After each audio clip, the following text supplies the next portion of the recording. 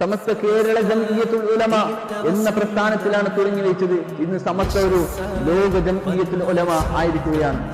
ലോകത്തെമ്പാടും സമസ്ത പരന്നിരിക്കുന്നു. തഹിയ ഫണ്ടിനെതിരെ ആക്ഷേപം വാക്കുകൾ ഉയർത്തുകയാണ് തെറ്റായ രീതിയിൽ.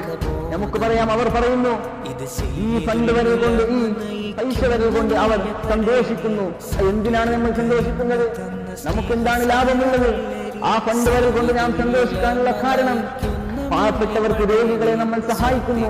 തമിഴ്നാട് പോലത്തെ ഗ്രാമങ്ങളിൽ ഞങ്ങൾ മദ്രസകളെ ഉയർത്തുന്നു, പള്ളികൾ നിർമ്മിച്ചു കൊടുക്കുന്നു, പഠിക്കാൻ മതബൗദ്ധിക വിദ്യാഭ്യാസങ്ങൾ എടുത്തു കൊടുക്കുന്നു.